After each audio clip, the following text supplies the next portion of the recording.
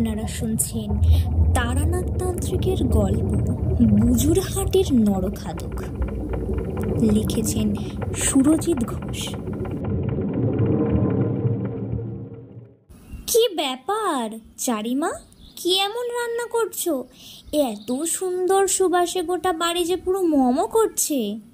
ঠাকুর মশাইয়ের বাড়ির অন্দরে প্রবেশ করার সাথে সাথেই কিশোরী হ্যাংলার মতো রান্নাঘরের দিকে তাকিয়ে চারির উদ্দেশ্যে কথাগুলো বলল। রান্নাঘরের ভেতর থেকে ফোড়নের শব্দ আমাদের কানে এলো। কিশোরীর কথা শুনে চারি কাপড়ের আঁচলে ভিজে হাত মুছতে মুছতে বেরিয়ে এলো বাইরে। তারপর আমাদের দেখে অত্যন্ত আনন্দিত হয়ে একরাশ ঝলমলে হাসির আভা ফুটিয়ে তুলে সে বলল, আরে আরে কাকাবাবু, যে আসুন আসুন, আমি ঠিক জানতাম যে আজ আপনারা আমাদের বাড়িতে এসে উপস্থিত হবেনই। আজ রবিবার, ছুটির দিন, আর আপনারা এখানে আসবেন না? তাই আবার হয় কি, গরম গরম খিচুড়ি, কষা আলুর দম আর বড় বড় বেগুন ভাজার ব্যবস্থা করেছি। কাকাবাবু, আজ দুপুরের খাওয়া দাওয়া কিন্তু আমাদের এখান থেকেই করে যাবেন আপনারা। হ্যাঁ। চারির মুখ থেকে খিচুড়ি, আলুর দম আর বেগুন ভাজার কথা শুনে কিশোরীর দুই চোখ উজ্জ্বল হয়ে উঠল। তার জিভের মধ্যে যেন জল চলে এলো। সে দ্রুততার সাথে অধিক উত্তেজনার সঙ্গে বলল, আরে হ্যাঁ চারিমা, তুমি কোনো চিন্তা করো না। আজ আমরা দুপুরে না হয় একসাথে খাওয়া দাওয়া করবো, তবেই বাড়িতে ফিরবো। আকাশ ইতিমধ্যে যা মেঘ করেছে, তাতে ঝেপে বৃষ্টি নামলো বলে। আর এই বৃষ্টি বাদলার দিনে খিচুড়ি একেবারে জমি একাকার। আমি এবার কিশোরীর দিকে বড় বড় কঠিন দৃষ্টিতে বিস্ফোরিত নয়নে তাকালাম। সে আমার চোখে দৃষ্টি দেখে এবার মুখে কুলু আটল। কিশোরী হাসতে হাসতে আমাদের জন্য চা করতে পুনরায় প্রবেশ করলো রান্নাঘরের ভিতর। আমরা উঠানের এক পাশে জুতো জোড়া খুলে রেখে উঠে এলাম দাওয়ায় রাখা তক্তপোষের ওপর এসে বেশ আরাম করে বসলাম এবং কিশোরীর কথাবার্তার আওয়াজ শুনে ঠাকুর মশাই ঘরের ভিতর থেকে বেরিয়ে এসে আমাদের দিকে তাকিয়ে সৌজন্যমূলক হাসি এসে বললেন, আরে কিশোর, বেশ কয়েকদিন পরে আবার এখানে তোমাদের পা পড়লো তাহলে। আমি তো ভেবেছিলাম হয়তো এই বৃদ্ধ গরিব ঠাকুর মশাইকে ভুলেই গেছো চিরতরের জন্য। ছি ছি ঠাকুর মশাই, কি যে বলেন আপনি! আমরা কি আপনাকে কখনো ভুলে যেতে পারি? দেখুন না, আজ রবিবার, ছুটির দিন, হাতে পাওয়া মাত্র কেমন তড়িঘড়ি করে এই সাত সকালে চলে এসেছে আপনার বাড়ি। আর আপনার গৃহে পা রাখতে না রাখতেই আপনার কন্যা চারি আমাদের মধ্যাহ্ন ভোজের আমন্ত্রণ জানিয়েছে। গরম গরম খিচুড়ি, কষা আলুর দমের সাথে বেগুন ভাজা, আহা, দুপুরের খাবারটা করে জমে যাবে। আমি এক্ষুনি যেন চোখের সামনে সে মধ্যাহ্ন ভোজনের সমস্ত আয়োজন দেখতে পাচ্ছি এবং সেই সুস্বাদু সব রান্নার ঘ্রাণ আমার নাসরন্ধ্রে প্রবেশ করছে। আমি এবার কিশোরীর দিকে তাকিয়ে ধমকে উঠলাম, আরে ভাই, সব সময় তোমার ধ্যান জ্ঞান কি এই খাওয়া দাওয়ার ভোজনের মধ্যেই সীমাবদ্ধ থাকে না কি বলো তো? তাছাড়া অন্য কিছু নিয়েও তো একটু ভাবনা চিন্তা করতে পারো না কি? সত্যি কিশোরী, তোমাকে নিয়ে আর পারা যায় না দেখছি। আমার ধমকানিতে কিশোরী এবার কেমন যেন কাঁচু মাচু মুখে ফ্যাল ফ্যাল করে তাকিয়ে রইল আমার দিকে। উচ্চকণ্ঠে কথাগুলো বলার পর আমারও বেশ খানিকটা অনুশোচনা হলো। সত্যি রাগের মাথায় একেবারে বারুদ ঠাসা বোমার মতো বিস্ফোরণ করে ফেলেছি। ঠাকুরমশাই আমার দিকে তাকিয়ে একটু গাম্ভীর্যপূর্ণ স্বরে বললেন, আহা বিভূতি, তুমি এইভাবে কিশোরীকে বকাবকি করছো কেন? ছেলেটা না হয় একটু খাওয়া দাওয়া করতে ভালোবাসে। আরে বাঙালি ওরকম একটু একটু ভোজন রসিক হয়, তাই বলে তুমি ওকে ওরকম ভাবে থমকাবে? নিন নিন, আর কোনো কথা নয়, সকালের জন্য গরম চা সাথে মুড়ি মেখে এনেছি। এবার সকালে চা আর মুড়িটা খান, তারপর দুপুরের জন্য আজকের খাবারের বিশেষ তালিকা সম্বন্ধে আপনারা তো ইতিমধ্যে অবগত হয়ে গেছেন। হাসতে হাসতে ঠাকুরমশাইয়ের কন্যা চারি এসে আমাদের সামনে তক্তপোষের উপর নামিয়ে রেখে গেল আমাদের তিনজনের জন্য 3 পেয়ালা চা আর একটি বেশ বড় মাপের পাত্র করে অনেকটা মুড়ি মাখা। 1 পেয়ালা চা আমি ঠাকুরমশাইয়ের দিকে বাড়িয়ে দিলাম কিশোরী এবং আরেকটা নিলাম নিজে। চায়ের পেয়ালার সামান্য ফু দিয়ে তাতে লম্বা চুমুক বসালাম।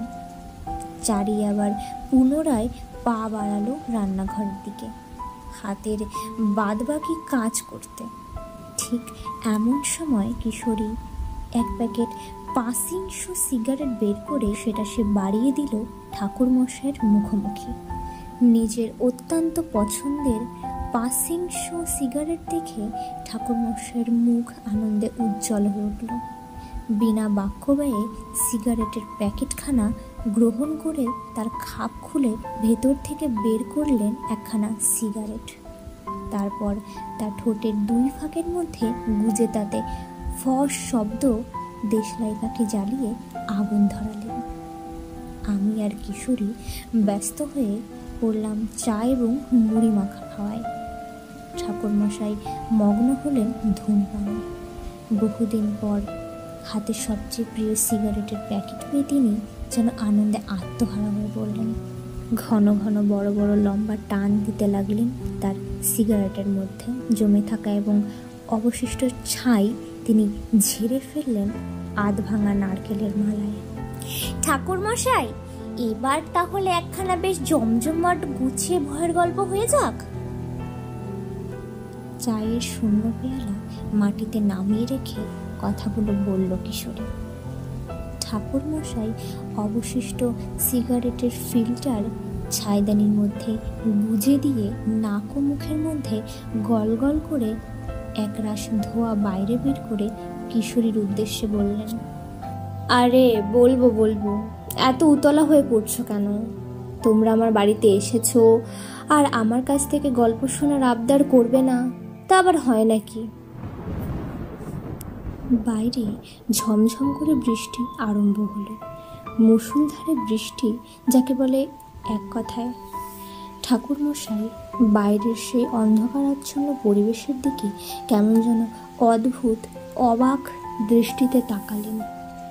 আমি কিংবা কিশোরী আমরা দুজনেই তার এরূপ চোখের দৃষ্টি খুব ভালোভাবে জানি।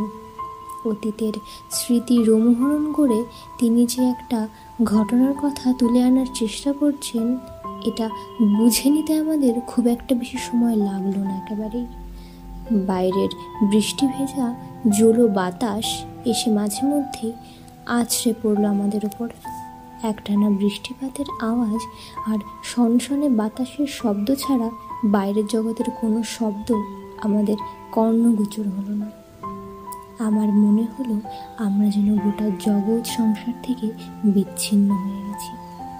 কোনো এক অতি লৌকিক কারণে এই সমস্ত ধরনের ভাবনা মাথার মধ্যে ভিড় জমতে আরম্ভ করছিল। ঠিক এমন সময় ঠাকুরমশাই বলতে আরম্ভ করলেন তার আজকের গল্প।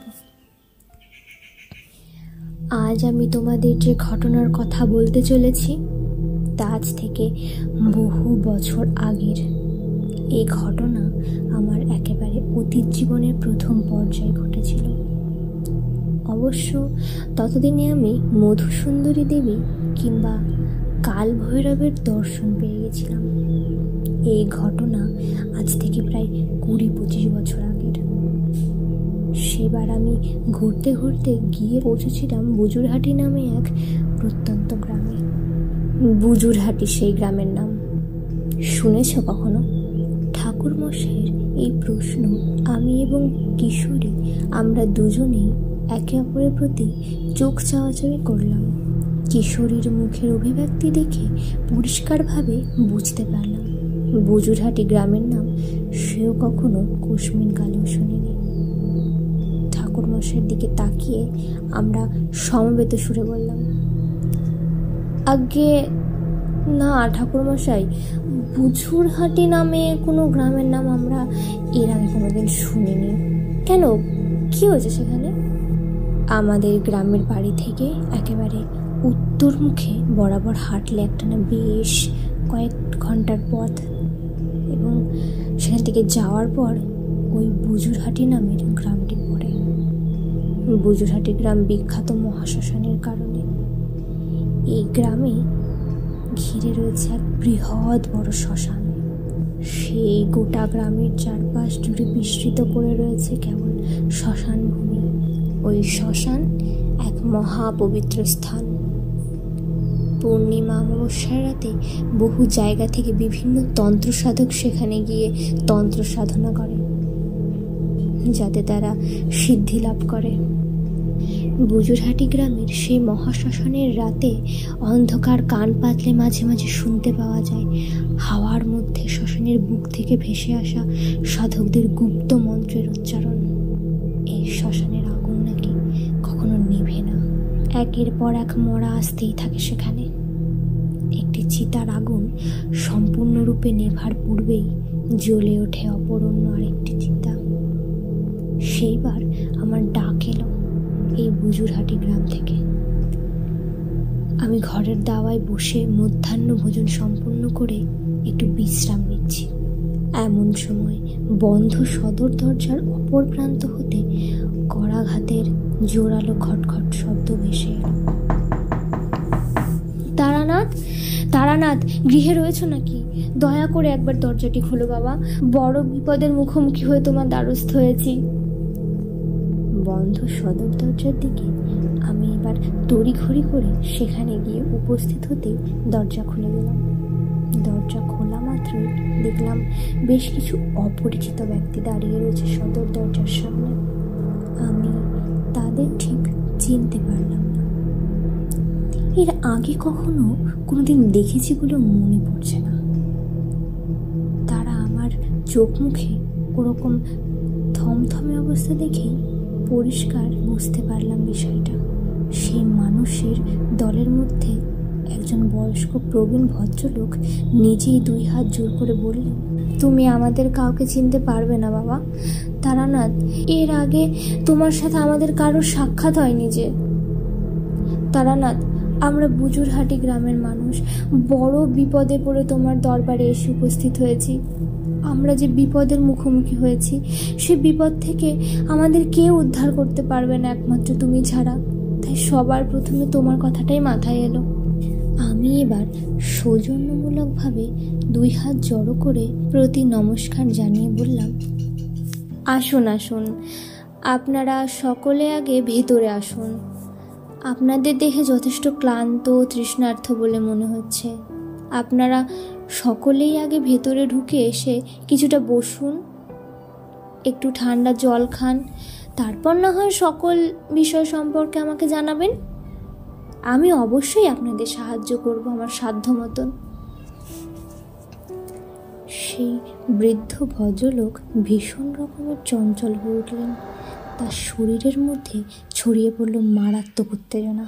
তিনি অস্থিরভাবে আমাদের উদ্দেশ্যে বললেন, তুমি বুঝতে পারছো না বাবা, আমাদের সমস্ত গ্রামে নিরীহ মানুষদের কপালে যে কি ভয়ানক বিপদের কালো ছায়া ঘনিয়ে এসেছে, সে বিষয়ে আমি তোমাকে যতক্ষণ না বলে উঠতে পারছি ততক্ষণ আমার মনের মধ্যে যে ভীষণ ঝড় উঠে চলেছে তা আমি তোমাকে বলে বোঝাতে পারবো না কোনোভাবেই।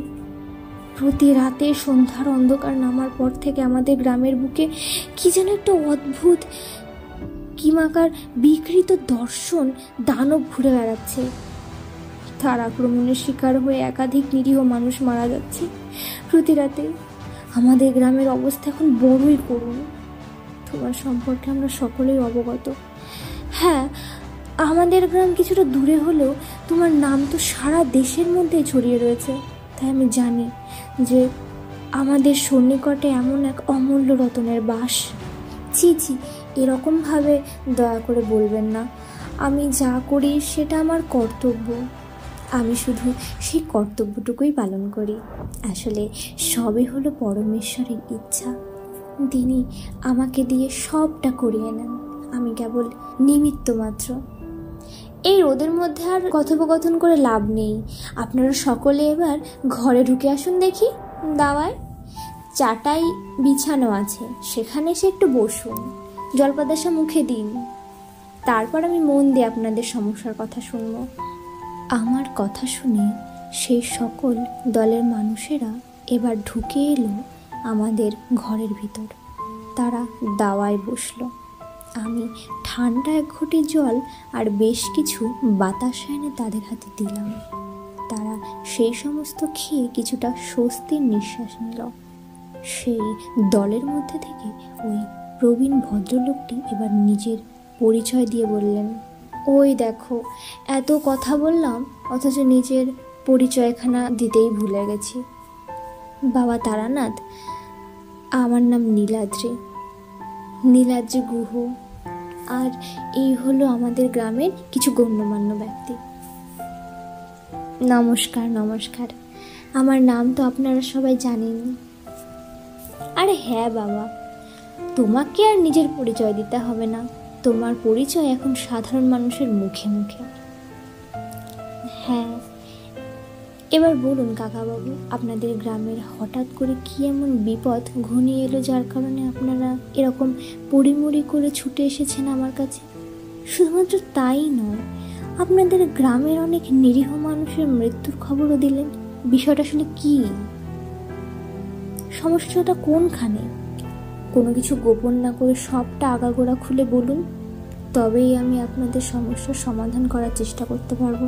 না না বাবা, আমি বিন্দুমাত্র কিছু তোমার থেকে গোপন করব না, আর এই ক্ষেত্রে গোপন করার মতো কোনো কিছু নেই। শোনো তাহলে, আজ আমাদের গ্রামের বুকে ঠিক কি কি ভয়ানক বিপদ ঘনিয়ে এসেছে। এই ঘটনার সূত্রপাত ঘটে আজ থেকে 3 রাত্রি আগে। আমাদের গ্রামের পার্শ্ববর্তী মহাশ্মশানে পাওয়া গেল একজন মানুষের বেওরাশি লাশ। তোমাকে কি বলবো তারানাথ, সে মৃতদেহ দেখলে কোনো সুস্থ মানুষ অসুস্থ হয়ে পড়তে পারে, এতটাই বীভৎস সেই মৃতদেহটি। আমি আমার অতীত জীবনে এর আগে কখনো এত বীভৎস মরদেহ দেখিনি। মানুষটার সেই ছিন্ন বিচ্ছিন্ন দেহ দেখে অনুমান করা যায় যে সে কোনো সাধক বা কাপালিক জাতীয় মানুষ ছিল। আজ থেকে 3 দিন আগে অমাবস্যার রাতে সে আমাদের গ্রামের মহাশ্মশানে এসে কোনো সাধনা করতে গিয়ে প্রাণ হারায়। তবে সে কি সাধনা করছিল, কি কারণে মারা গেল, এই সমস্ত কিছু প্রশ্নের উত্তর আমাদের কাছে নেই।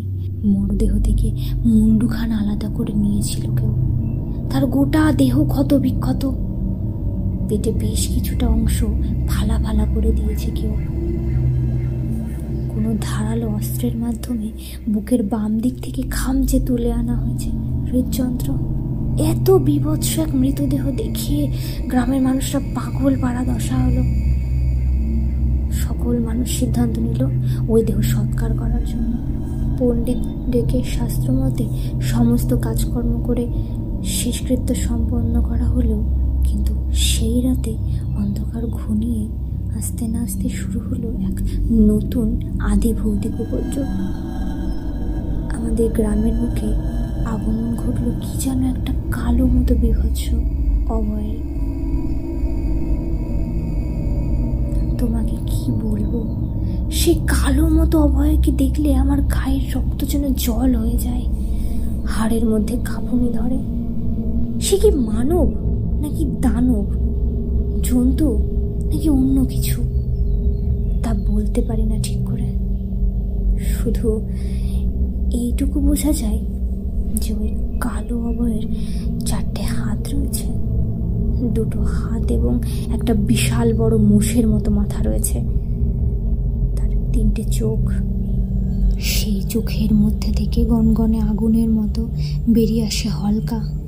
আমাদের গ্রামের কিছু কিছু মানুষ আড়ালে আবডালে থেকে সেই বীভৎস দর্শন অভয়ের এই রূপ প্রত্যক্ষ করেছে। ছায়ামূর্তির শিকার হয়ে আমাদের গ্রামের মোট 12 জন মানুষ প্রাণ হারিয়েছে মাত্র 3 রাতের মধ্যেই। এছাড়াও মারা গেছে প্রচুর গবাদি পশু, পাখি, আরও অনেক কিছু। তোমাকে কিছু একটা করতেই হবে বাবা তারানাথ। না হলে আমাদের গ্রাম পুরোপুরি ছারখার হয়ে যাবে। আমাদের গ্রামে জীবিত প্রাণী বলতে আর কিছুই থাকবে না, সব কিছু অস্তিত্বহীন হয়ে যাবে। আপনি কী সব কথা বলছেন কাকাবাবু? এই যে সাংঘাতিক বর্ণনা। সাংঘাতিক বলে সাংঘাতিক তারানাথ, তুমি জানো না আমরা ঠিক কিভাবে বিপদের মধ্যে দিয়ে প্রতিটা দিন যাপন করছি। প্রতিটা রাত এখন আমাদের কাছে রীতিমতো অভিশপ্তময়, চরম ভয়ের হয়ে উঠছে। সকলে ভীষণ ভয়ে ভয়ে রয়েছে। এই বুঝি প্রাণ হারিয়ে যায় অবস্থা। রাতের বেলায় মানুষজন আর এই ঘরের বাইরে পা রাখার সাহস পায় না কেউ। সকলেই যে যার ঘরের দরজা জানলা বন্ধ করে চুপচাপ বসে থাকে, বিনিদ্র রজনী যাপন করে। প্রত্যেক মানুষের চোখ থেকে ঘুম উড়ে গেছে। বাইরে ওই ভয়ানক অবয়বের বিকট গর্জন কানে আসে সারা রাত। ভয়ে কাটা হয়ে থাকি আমরা। তুমি কিছু একটা করো তারানাথ, এই ঘোর সংকটে তুমি একমাত্র আমাদের অন্তিম ভরসা। আমরা অনেক আশা নিয়ে এসেছি তোমার কাছে, একটু সাহায্য পাবো বলে। আশা করি তুমি আমাদের সাহায্য করবে। আপনি কি কথা বলছেন কাকাবাবু? অবশ্যই করব, 100 বার সাহায্য করব। কারণ কি জানেন, আমার গুরুদেব আমায় নির্দেশ দিয়ে গেছিলেন যে কোনো বিপদগ্রস্ত মানুষ বিপদের কথা শুনলে তাকে অবশ্যই যেন আমি সাহায্য করি। আর আমি আমার গুরুদেবের সেই কথা মাথায় রেখেছি। আমার গুরুদেবের আদেশ পালন করছি আজীবন। কখনো আমি আমার কর্তব্যচ্যুত হইনি, আজও হব না। আপনারা যখন একবার সাহায্যের প্রার্থী হয়ে আমার কাছে এসে উপস্থিত হয়েছেন, তখন আমি অবশ্যই আপনাদের সাহায্য করব।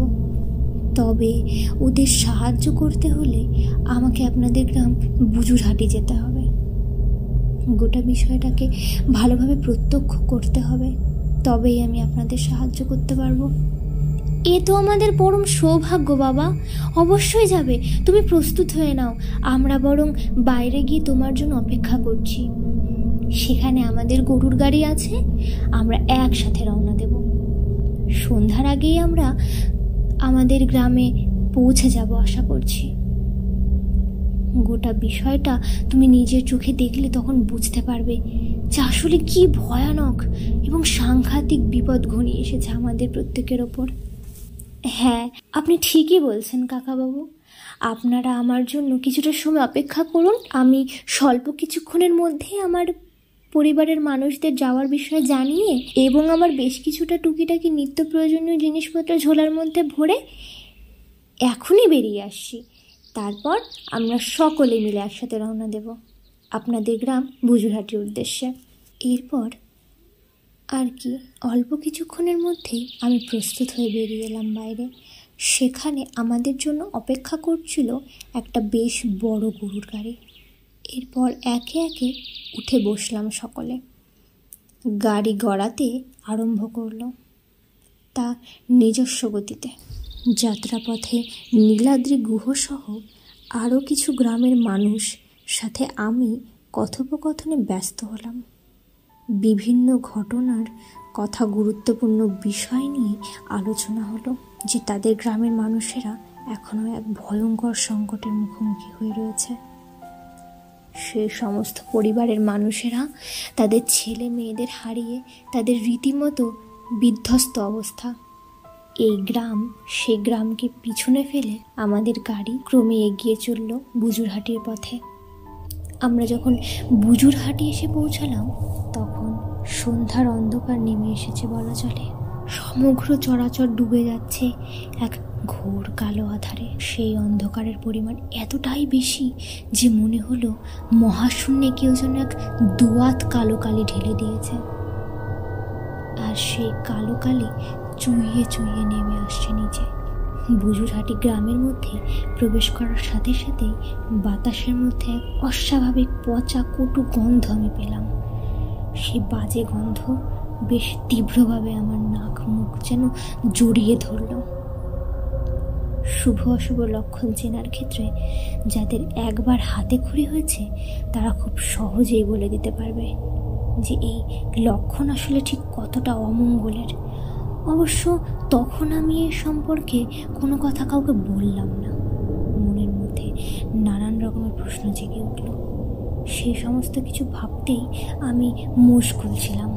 ঠিক এমন সময় নীলাদ্রি মশাইয়ের কণ্ঠে, বাবা তারানাথ, এবার যে আমাদের নামতে হবে, এই সামনেই আমাদের বাড়ি। নীলাদ্রি বাবুর কথা শুনে আমি এবার তার সাথে সাবধানে নেমে এলাম গরুর গাড়ি থেকে। গ্রামের বুকে পা রাখতেই দেখলাম সন্ধ্যার অন্ধকার ঘন হতে না হতেই চারপাশ পুরোপুরি নিস্তব্ধ হয়ে উঠেছে। কোথাও কোনো মানুষের দেখা আমি পেলাম না। সকলে যেন যার যার বাড়ির ভিতরে প্রবেশ করে সীমাহীন ভয়ে নিজেদের প্রাণ বাঁচানোর তাগিদে দরজা জানলা ভেতর থেকে ভালোভাবে বন্ধ করে বসে রয়েছে। গরুর গাড়ি আমাদের নামিয়ে দিয়ে অন্ধকারের মধ্যে মিলিয়ে গেল। নীলাদ্রিবাবু চোখের ইশারায় আমায় বুঝিয়ে দিলেন, আর এখানে দাঁড়িয়ে থাকাটা একেবারেই সুরক্ষিত নয়। আমাদের এখনই তার বাড়ির পথে পা বাড়াতে হবে। নীলাদ্রিবাবুর দেখানো পথ অনুসরণ করে আমি হাঁটতে লাগলাম। কিছুটা রাস্তা হেঁটে একটা মোচড় মাথা পেরোতেই দেখলাম অন্ধকারের মধ্যে থেকে তীর বেগে দৌড়ে আসছে এক ক্রন্দনরতা নারী। সে নারী দৌড়ে এসে আমার চরণ তলে লুটিয়ে পড়ল। তারপর পাগলের মতো হাউ হাউ করে কেঁদে মাথা ঠুকে কাতর কণ্ঠে বলল, আমি জানি আপনি কে। আপনার নাম তারানাথ চক্রবর্তী। আপনি দয়া করে আমাদের গ্রামকে রক্ষা করুন ঠাকুর। যেভাবেই হোক আপনি আমাদের গ্রামকে বাঁচান। গতকাল রাত্রে আমার একটি ছোট্ট মেয়েকে হত্যা করেছে ওই ভয়ঙ্কর দানব। আমি এখনো পর্যন্ত জল স্পর্শ করিনি। ঈশ্বরের কাছে প্রতিজ্ঞাবদ্ধ হয়েছি যে যতক্ষণ না ওই অপশক্তির বিনাশ ঘটবে ততক্ষণ আমি জলগ্রহণ করব না। তাতে যদি আমার মৃত্যুও ঘটে তবে তাই সই। ঈশ্বর মঙ্গলময়, তাই তো তিনি আপনাকে পাঠিয়েছেন আমাদের রক্ষা করার জন্য। আমি চাই না আমার মতো আরও মায়েরা তাদের কোলের ছেলে মেয়েকে এইভাবে অকালে হারিয়ে ফেলুক। আরে নন্দিনী, ওঠো ওঠো মা, এইভাবে ভেঙে পড়ো না। হ্যাঁ, আমি জানি যে তোমাকে সান্ত্বনা দেওয়ার কোনো ভাষা আমাদের কারোর কাছে নেই, কিন্তু কি করব বলো? এই সবই আমাদের অদৃষ্টের লিখন। সেই লিখন খণ্ডানোর সাধ্য আমাদের কারণ নেই। তবে তুমি চিন্তা করো না, তারানাথ যখন একবার আমাদের গ্রামে এসে উপস্থিত হয়েছে তখন কিছু না কিছু একটা সে করবেই। এই কথা আমি তোমায় জোর গলায় বলতে পারি নিশ্চয়তার সাথে। ওঠো নন্দিনী, ওঠো। আহারে, কি অবস্থা করেছে মেয়েটা নিজের। সেই গ্রামের বধূ তথা নন্দিনী এবং নীলাদ্রিবাবুর কথা শুনে আমি পরিষ্কার বুঝতে পারলাম যে এই নারী গতকাল রাত্রে তার মেয়েকে হারিয়েছে চিরতরের জন্য। এই জগৎ সংসারে বড় ভয়ানক যে শোক তা হলো সন্তান শোক, আর সেই শোকেই জর্জরিত হয়েছে নন্দিনী। আমি এবার তাকে রাস্তার ধুলোর মধ্যে থেকে তুলে বললাম, তুমি ওঠো মা, এইভাবে চোখের জল ফেলো না। আমি তোমাকে কথা দিচ্ছি, তোমার সাথে যে অন্যায় হয়েছে তার উপযুক্ত শাস্তি পাবে অপরাধী। তোমাদের গ্রামের বুকে যে অমঙ্গলের কালো ছায়া ঘনিয়ে এসেছে, সেই ছায়াকে পুরোপুরিভাবে দূরীভূত করা না অবধি আমি কিছুতেই শান্তির নিঃশ্বাস নেব না। রাতের অন্ধকার নেমে আসছে, তুমি এখন ঘরে ফিরে যাও। এই সময় বাইরে থাকাটা তোমার জন্য একেবারেই উপযুক্ত নয়।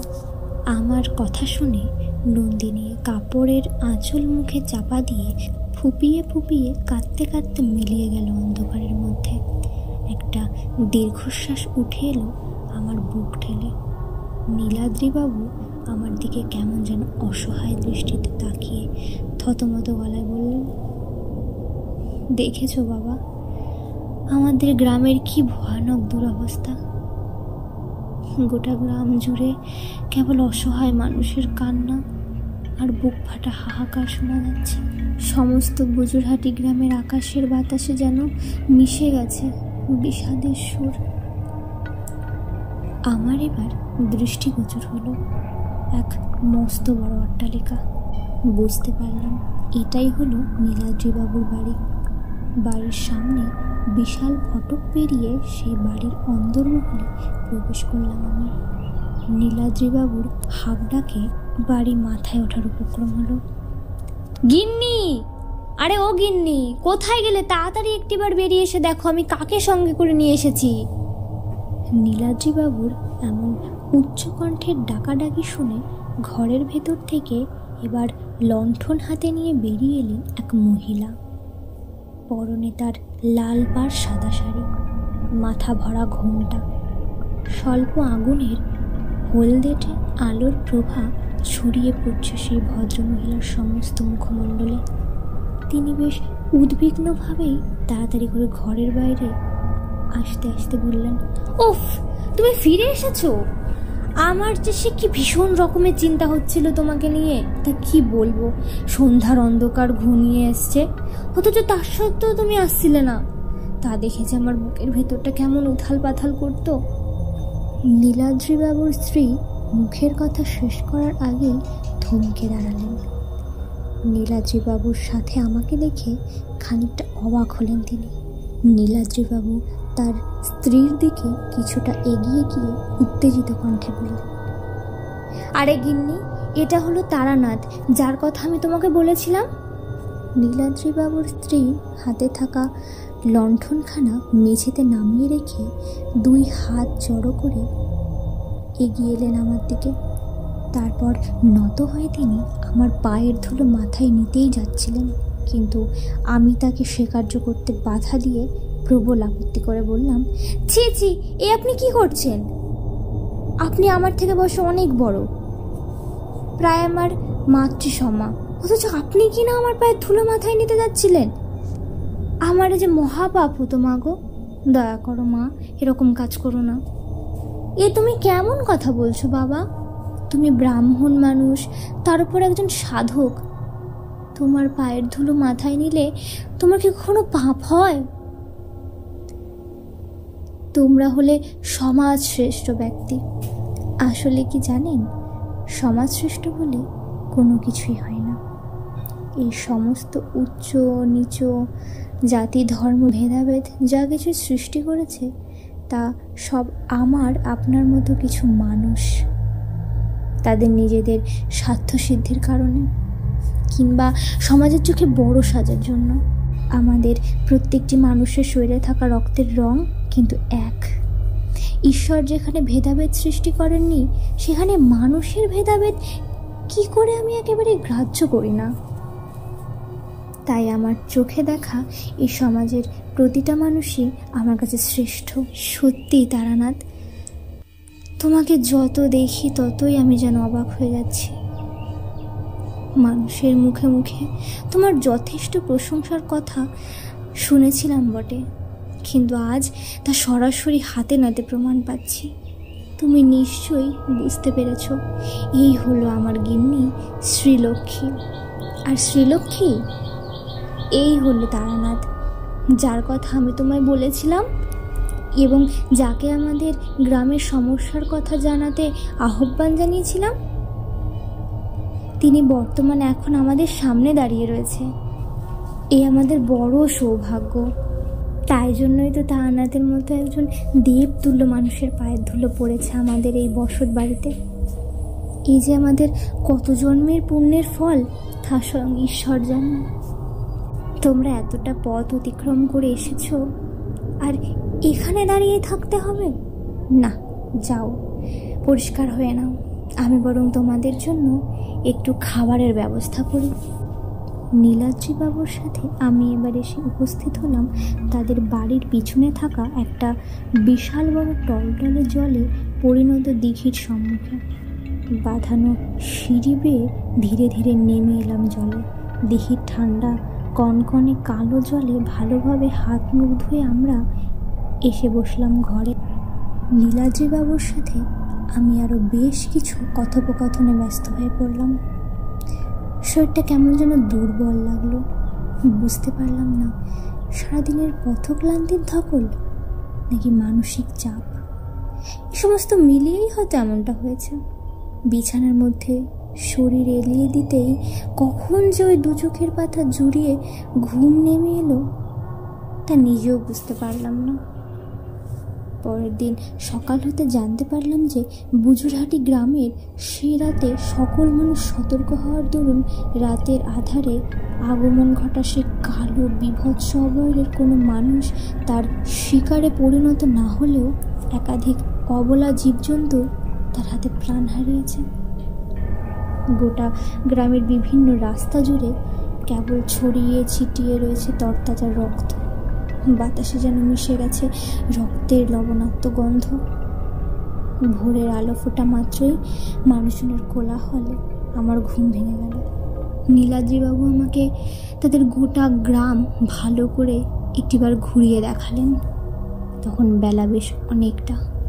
সূর্যদেব যখন মাথার উপরে উঠলেন এমন সময় আমি নীলাদ্রিবাবুর উদ্দেশ্যে বললাম, চলুন নীলাদ্রিবাবু, এবার একটিবার আমাকে আপনাদের গ্রামের পার্শ্ববর্তী মহাশ্মশানে নিয়ে চলুন, যেখানে সর্বপ্রথম একজন কাপালিকের ছিন্ন ভিন্ন নরদেহ আপনারা প্রত্যক্ষ করেছিলেন।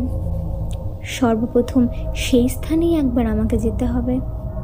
আমার মন বলছে সেই স্থানে গেলে আমি কিছু না কিছু একটা সূত্র পাবই এই ঘটনার। আচ্ছা বেশ, ঠিক আছে তারানাথ, চলো, আমি তোমাকে নিয়ে যাচ্ছি সেই জায়গায়। এক বিশাল বড় সুদূর বিস্তৃত শ্মশান ভূমিতে। সেই স্থানে পদার্পণ করার সাথে সাথে আমার সর্ব অঙ্গ জুড়িয়ে কেমন যেন বিদ্যুতের ঝলকানি প্রবাহিত হলো। সেই শ্মশানের মাটিতে পা রাখার সাথে সাথেই আমি স্বয়ং তারানাথতান্ত্রিক বুঝতে পারলাম যে আসলে এই মহাশ্মশান ঠিক কতখানি পবিত্র। এই পবিত্র কোনো শ্মশান আমি আমার জীবনব্যাপী খুব কমই দেখেছি। হাঁটতে হাঁটতে একটা বিশেষ জায়গায় নিয়ে এলেন নীলাদ্রিবাবু। তারপর তিনি আমায় বললেন, তারানাথ, এই হলো সেই জায়গা যেখানে ওই কাপালিকের বিভৎস মরদেহ পড়ে থাকতে দেখা গিয়েছিল।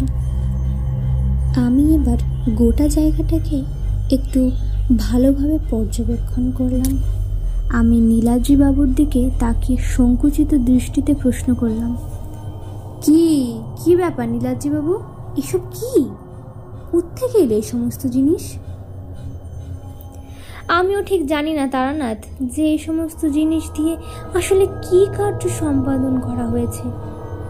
তবে কাপালিকের মৃত্যুর আগের দিন কিন্তু এইখানে এই সমস্ত কোনো কিছু ছিল না। যেদিন সকালবেলা আমরা কাপালিকের মরদেহ উদ্ধার করলাম সেই দিনই প্রথম দেখলাম যে এগুলো এখানে রাখা হয়েছে।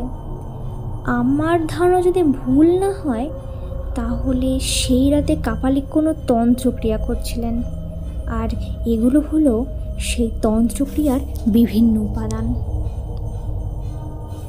আমি এবার একটা গাছের শুকনো ডাল টেনে নিয়ে সেই জবা ফুলের মালা কিছুটা সরাতেই দেখলাম একটা কালো পাথরের মূর্তি বেরিয়ে এলো। সেই মূর্তির আরাধনা করছিলেন ওই কাপালিক তন্ত্র সাধক। সেই মূর্তি দেখে আমি চিনতে পারলাম যে সে আসলে কাপালিক কার সাধনা করছিল। আমার চোখ মুখে অভিব্যক্তি পরিবর্তন হওয়ার কারণে বিচক্ষণ নীলাদ্রিবাবু এবার বললেন, কি হলো তারানাথ, তোমার চোখ মুখ এমন বদলে গেল কেন? তুমি কি কোনো কিছু বুঝতে পেরেছ? এই মূর্তিটি কার, কিসের সাধনা করছিল ওই দিন রাতে এখানে? দেখুন নীলাদ্রিবাবু, এবার গোটা বিষয়টা আমার কাছে পরিষ্কার হয়ে গিয়েছে।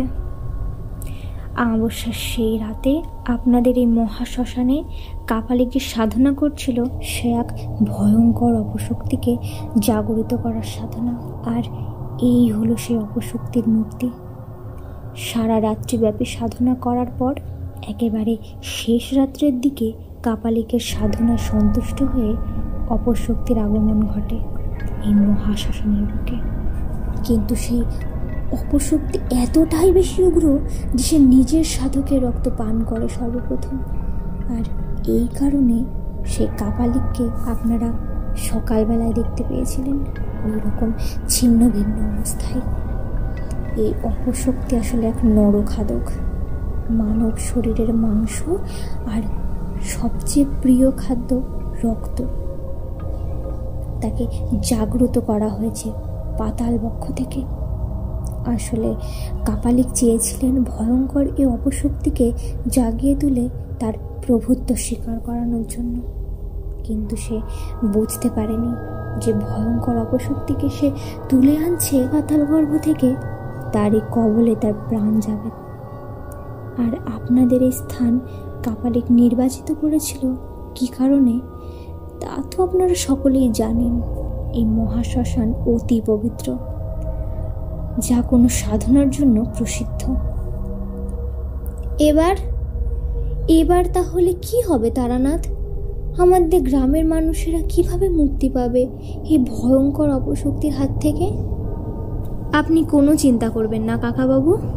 সেই কাপালিক যদি আমাদের এই মহাশ্মশানের পবিত্র ভূমিতে তুলে আনতে পারে নরকের অতল গর্ভ থেকে এক ভয়াবহ অপশক্তিকে, তবে আমিও আজ রাতে জাগরিত করব এক ভয়ঙ্করীকে। সে পাগলিনী, উন্মাদিনী, পাপ বিনাশিনী। তিনিই রক্ষা করবেন আমাদের সমস্ত নিরীহ মানুষদের এই অপশক্তি বিনাশ করে। যুগ যুগ ধরে তিনি বিভিন্ন রূপে বারবার নানান অসুর নিধনে মগ্ন হয়েছেন। এবার সময় এসেছে আরও একবার তার এই পৃথিবীতে আবির্ভূত হওয়ার। কার কথা বলছো তুমি তারানাথ? তিনি আদ্যাশক্তি মহামায়া। অপর আরেক রূপ মা উগ্রতারা। আজ রাতে মাকে আমি আহ্বান জানাবো এইখানে।